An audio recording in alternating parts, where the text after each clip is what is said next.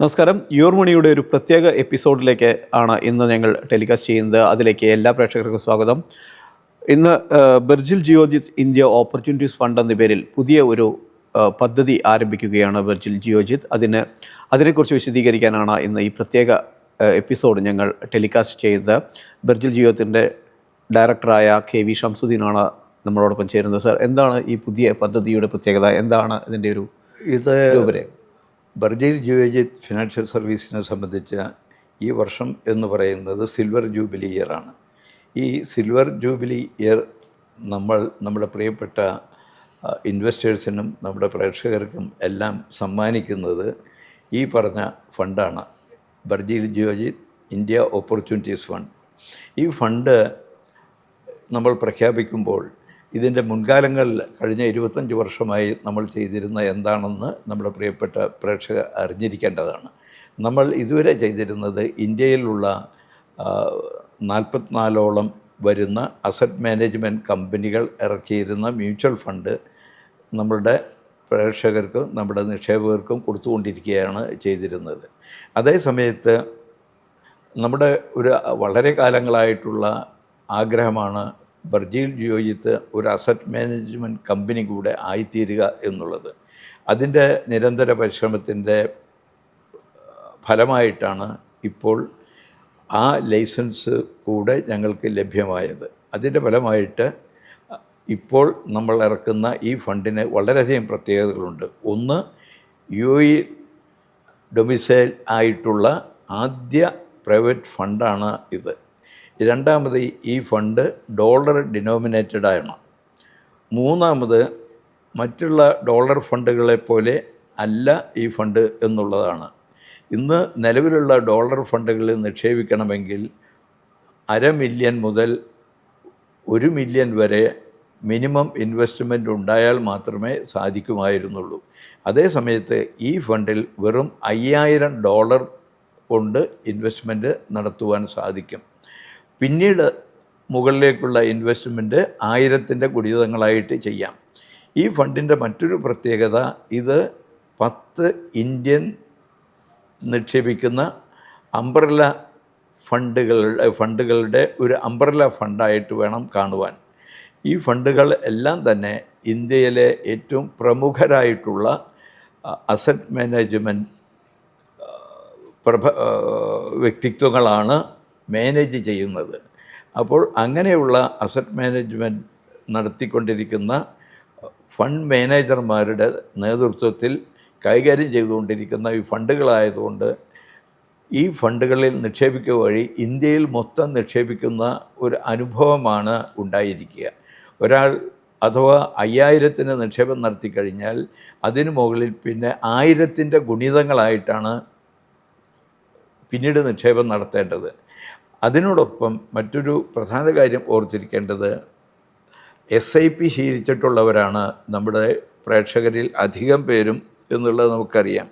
പലരും ചോദിക്കാറുള്ളത് SIP ആയിട്ടും investment ചെയ്യാൻ സാധിക്കുമോ എന്നാണ്. പ്രതിമാസം SIP ആയിട്ടും ഇതിൽ നിക്ഷേപിക്കാൻ സാധിക്കും.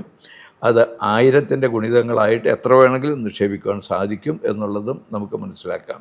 മറ്റൊരു പ്രത്യേകത, ഇന്ത്യയിൽ നമ്മൾ ഇന്ത്യൻ റുപ്പിയിൽ നിക്ഷേപം നടത്തുമ്പോൾ അത് ലോങ് ടേം ക്യാപിറ്റൽ ഗെയിനും ഷോർട്ട് ടേം ക്യാപിറ്റൽ ഗെയിനും ബാധകമാണ് എന്നുള്ളതാണ്. അതേ സമയത്ത് നമ്മൾ ഈ ഫണ്ടിൽ നിക്ഷേപം നടത്തുമ്പോൾ നമ്മൾ ലോങ് ടൈമായിട്ടോ അല്ലെങ്കിൽ ഷോർട്ട് ടൈമായിട്ടുള്ള ടാക്സുകളൊന്നും തന്നെ നമുക്ക് TDS ആയിട്ട് പിടിക്കുന്നില്ല. ടാക്സ് ഫ്രീ ആയിട്ടുള്ള എൻവയറമെൻറ്റാണ് ഈ ഫണ്ടിനുള്ളത് എന്നും കൂടെ നമ്മൾ മനസ്സിലാക്കേണ്ടതുണ്ട്. ഇങ്ങനെ ഇത്തരത്തിലൊരു ഫണ്ടിൽ നിക്ഷേപിക്കുവാൻ ധാരാളം ആളുകൾ താല്പര്യം പ്രകടിപ്പിച്ചു ഞങ്ങളെ സമീപിച്ചിട്ടുണ്ട്. അങ്ങനെയുള്ളവർ പലരും ചോദിച്ചത്, ഞങ്ങൾക്ക് വലിയൊരു ഫണ്ട് ഞങ്ങളുടെ NRE അക്കൗണ്ടിൽ ഉണ്ട്, അത് എങ്ങനെ ഞങ്ങൾക്ക് ഇൻവെസ്റ്റ് ചെയ്യാൻ സാധിക്കുമെന്നാണ്. അതിനുള്ള ഉത്തരം വളരെ സിമ്പിളാണ്.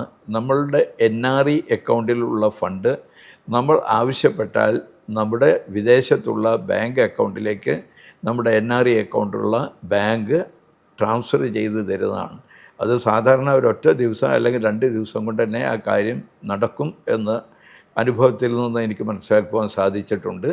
അപ്പോൾ അങ്ങനെ ആഗ്രഹിക്കുന്നവർക്ക് ഫണ്ട് വിദേശത്തുള്ള നമ്മുടെ ദിർഹം അക്കൗണ്ടിലേക്കോ മറ്റുള്ള അക്കൗണ്ടിലേക്കോ ട്രാൻസ്ഫർ ചെയ്യുക.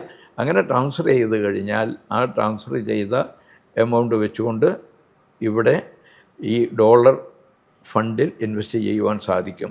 ഇതിൽ മറ്റൊരു കാര്യം കൂടെ പറയാനുള്ളത്, GCC നാടുകളായിട്ടുള്ള Kuwait, Qatar, Saudi Arabia, Oman ഇവിടെയുള്ള എല്ലാ റെസിഡൻസിനും ഇതിൽ ഇൻവെസ്റ്റ് ചെയ്യുവാൻ സാധിക്കും എന്നുള്ളതാണ്. ബഹ്റൈനിൽ ഇൻവെസ്റ്റ് ചെയ്യാൻ അനുമതി ഇല്ല എന്ന് ഓർത്തിരിക്കണം. അതുകൊണ്ട് മറ്റുള്ള എല്ലാ സ്ഥലങ്ങളിലും ചെയ്യാൻ സാധിക്കും.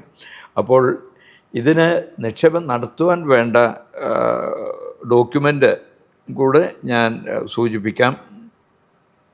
പാൻ കാർഡ്, നമ്മുടെ passport photo copy, 2 photo, address പ്രൂഫിന് വേണ്ടിയിട്ട് സേവ, ദേവ പോലുള്ള ഇലക്ട്രിസിറ്റി ബില്ല് ഏതെങ്കിലും ഒന്ന്, ഇവിടുത്തെ ബാങ്ക് അക്കൗണ്ട് സ്റ്റേറ്റ്മെൻറ്റ്, ഇത്രയും കാര്യങ്ങളാണ് ഇതിനാവശ്യമുള്ളത്. എമിറേറ്റ്സ് ID കൂടെ വേണമല്ലേ? എമിറേറ്റ്സ് ID നിർബന്ധമാണ്. യെസ്, എമിറേറ്റ് ID വേണം. അത് മറ്റുള്ള നാടുകളിൽ നിന്ന് നിക്ഷേപം നടത്തുന്നവരാണെങ്കിൽ ആദ്യം ഞങ്ങൾ ബന്ധപ്പെട്ട്, ഞങ്ങളുടെ ഓഫീസുമായി ബന്ധപ്പെട്ട് അപ്ലിക്കേഷൻ അയച്ചു തരും. അത് കിട്ടിക്കഴിഞ്ഞാൽ അത് ഒപ്പ് വെക്കേണ്ടതും മറ്റെല്ലാം കൃത്യമായി നോട്ട് ചെയ്തിട്ടുണ്ടാവും.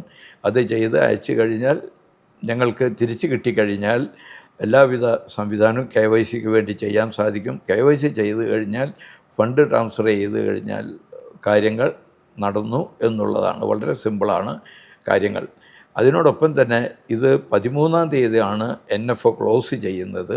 NFO ക്ലോസ് ചെയ്ത് കഴിഞ്ഞാൽ ഇപ്പോൾ NAV 10 വെച്ചിട്ടാണ്, $10 വെച്ചിട്ടാണ് നമുക്ക് കിട്ടുന്നത്. ക്ലോസ് ചെയ്ത് കഴിഞ്ഞാൽ പിന്നീട് അതിൻ്റെ NAVയിൽ വ്യത്യാസങ്ങൾ വന്നുകൊണ്ടിരിക്കും. അതിനനുസരിച്ചാണ് നമുക്ക് വാങ്ങിക്കുവാൻ സാധിക്കുക. അത് ജോയിൻ്റായിട്ടും ചെയ്യാം. വൈഫ് ഇവിടെ ഉള്ളവരാണെങ്കിൽ വൈഫിൻ്റെ പേര് കൂടെ ചേർത്തുകൊണ്ട് ചെയ്യാം. അപ്പോൾ ഇതെല്ലാം വളരെ സിമ്പിളായിട്ട് ചെയ്യാൻ സാധിക്കുന്ന ഒരു കാര്യമാണ്. അങ്ങനെ ഈ 10 ഫണ്ടുകളുടെയും പ്രത്യേകത മനസ്സിലാക്കാൻ വേണ്ടിയിട്ട് അത് എല്ലാവരും ചോദിക്കാറുണ്ട്, ഇതിൽ ഏതെല്ലാം fund, large cap, mid cap എന്നുള്ളതെല്ലാം. ABSL India front line equity fund large ക്യാപ്പാണ്. Ashoka white rock India opportunities fund all ക്യാപ്പാണ്. എല്ലാ തരത്തിലുള്ള ഫണ്ടുകൾ ഹോരികളിലും ഇൻവെസ്റ്റ് ചെയ്യുന്നുണ്ട്. ASK India entrepreneur fund all ക്യാപ്പാണ്. ആര്യഭട്ട ഇന്ത്യ ഫണ്ട് ഓൾ ക്യാപ്പാണ്. DSP India equity fund mid ക്യാപ്പാണ്. ഫ്രാങ്ക്ലിൻ ഇന്ത്യ ഫണ്ട് ഓൾ ക്യാപ്പാണ്. കോട്ടക് ഇന്ത്യ ഫണ്ട് ഓൾ ക്യാപ്പാണ്. Mirae asset India mid cap equity fund mid ക്യാപ്പാണ്. Multi partner SICAV Tata India equity fund multi ക്യാപ്പാണ്. Nippon India equity fund all ക്യാപ്പാണ്. അപ്പോൾ എല്ലാ തരത്തിലുള്ള അധികം ഓൾ ക്യാപ്പിലാണ് വരുന്നത്. മറ്റുള്ള സ്പെഷ്യലൈസ് ചെയ്ത ഫണ്ടുകളുണ്ട്, large cap, mid cap, small cap, അങ്ങനെയുള്ള ഉണ്ട്. അപ്പോൾ വൈവിധ്യമാർന്ന മേഖലയിൽ നിക്ഷേപം നടത്താനുള്ളൊരവസരമാണ് ഇതിൽ കൂടെ കിട്ടുന്നത്. അപ്പോൾ എല്ലാ പ്രിയപ്പെട്ട പ്രേക്ഷകരും ഈ സുവർണാവസരം ഉപയോഗപ്പെടുത്തുക എന്നുള്ളതാണ് എനിക്ക് പറയാനുള്ളത്. ബഹുഭൂരിപക്ഷം ആളുകളും ഇന്ത്യൻ മാർക്കറ്റിൽ ഇൻവെസ്റ്റ് ചെയ്യുന്നവരാണ്. പക്ഷേ ഈ അവസരം കൂടെ ഉപയോഗിക്കുക വഴി നമുക്ക് മറ്റൊരു എൻവയറമെൻറ്റിൽ കൂടെ ഇൻവെസ്റ്റ് ചെയ്യാൻ സാധിക്കാനുള്ള അവസരമാണ് ലഭിച്ചിട്ടുള്ളത്. എല്ലാവർക്കും എല്ലാവിധ അനുഗ്രഹങ്ങളും ഉണ്ടാവട്ടെ, നിക്ഷേപം വളരെ വിജയകരമാവട്ടെ എന്ന് ആശംസിച്ചുകൊണ്ട് ഇവിടെ ഞാൻ വിരാമമിടുകയാണ്. ഒരു സംശയം ചോദിച്ചോട്ടെ, ഇപ്പോൾ നാട്ടിലുള്ള ഒരാൾക്ക് ഇതിൽ ഒരു ഇൻവെസ്റ്റ്മെൻറ്റ് നടത്താൻ സാധിക്കുമോ, അല്ലെങ്കിൽ ഒരു NRIക്ക് മാത്രമാണ് സാധിക്കുക, എങ്ങനെയാണ് ഇതിൻ്റെ? അതിൽ ഞാൻ പറഞ്ഞല്ലോ, നാട്ടിലുള്ളവർക്ക് നിക്ഷേപം നടത്താൻ സാധിക്കില്ല. ഇത് UAE അല്ലെങ്കിൽ മറ്റ് ഗൾഫ് നാടുകളിലൊക്കെ ജീവിക്കുന്ന ആൾക്ക്, അതായത് ഇന്ത്യക്ക് പുറത്തുള്ളവർക്ക് മാത്രമേ ചെയ്യാൻ സാധിക്കൂ.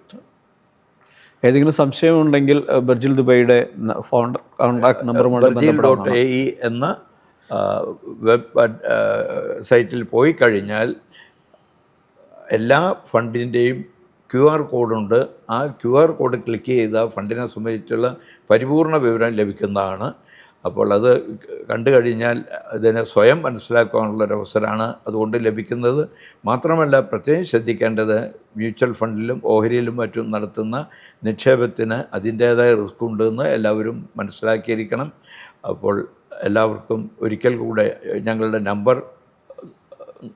നിങ്ങൾക്ക് സ്ക്രീൻഷോട്ട് സ്ക്രീൻ എടുത്ത് കാണാവുന്നതാണ്. സൂക്ഷിക്കാം. അപ്പോൾ ഇതിൽ ബന്ധപ്പെട്ട് കഴിഞ്ഞാൽ എല്ലാവിധ സഹായ സഹകരണങ്ങളും ലഭിക്കുന്നതായിരിക്കും. എല്ലാവർക്കും ഫോൺ നമ്പറുകൾ നന്ദി, നമസ്കാരം. ഫോൺ നമ്പറുകൾ മാത്രമല്ല ഇമെയിൽ വിലാസവും നൽകിയിട്ടുണ്ട്. kvshams@gmail.com എന്ന ഇമെയിലിലേക്ക് മെയിൽ ചെയ്ത് കഴിഞ്ഞാൽ നിങ്ങളുടെ സംശയങ്ങൾക്കും അതുപോലെ തന്നെ നിങ്ങളുടെ സംശയങ്ങൾക്കുള്ള ചോദ്യങ്ങൾക്കുള്ള മറുപടിയെല്ലാം ലഭിക്കുന്നതാണ്.